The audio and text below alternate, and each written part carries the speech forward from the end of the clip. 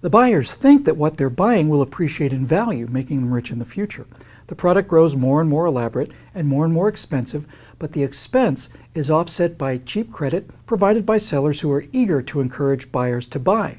Buyers see that everyone else is taking on mounds of debt, and they're more comfortable when they do so themselves. Besides, for a generation, the value of what they buy has gone up steadily. What could go wrong? Everything continues smoothly until at some point it doesn't anymore.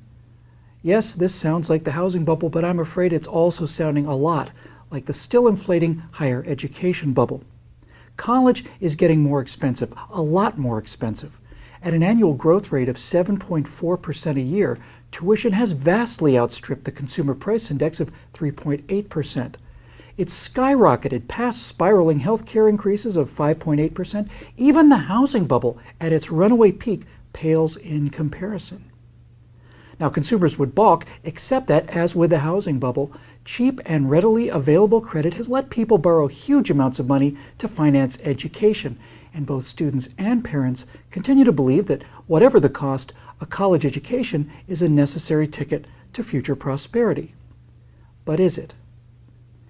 Well, meet Courtney Muna, a 26-year-old graduate of New York University, recently reported by the New York Times to have nearly $100,000 in student loan debt that her degree in religious and women's studies did not equip her with the actual job skills to repay.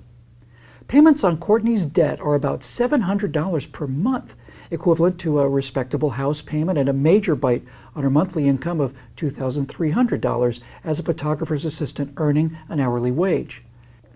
And unlike a bad mortgage on an underwater house, Courtney can't simply walk away from her student loans, which cannot be expunged in bankruptcy. She's stuck in a financial trap, and she's not alone. You know, even students who major in programs shown to increase earnings, like engineering, face limits on how much debt they can sanely amass, and with costs approaching $60,000 a year for many private schools and $30,000 for state schools, six-figure student loan debt is fast becoming the norm. Now, for many, the debt is enough to quash marriage plans. I mean, who wants to marry someone with huge amounts of unpayable debt? It's enough to prevent home ownership and generally wreak havoc on the debtors' lives. In fact, total student loan debt in America has passed the $1 trillion mark, more than total credit card debt and more than total auto loan debt.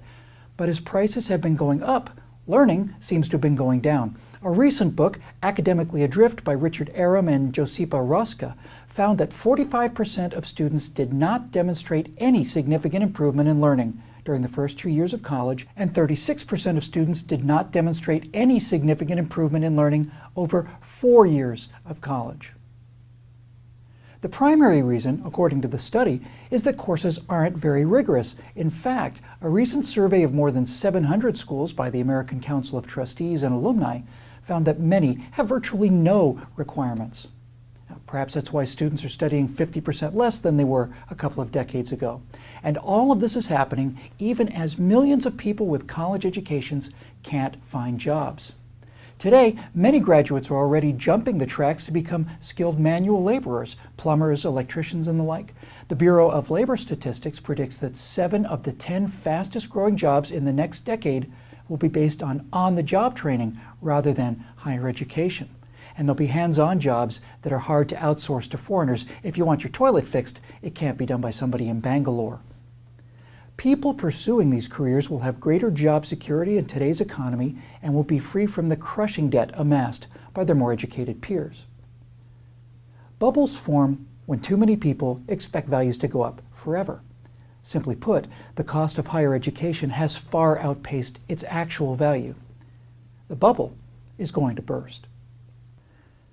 And to purchase this broadside, please visit us at www.encounterbooks.com.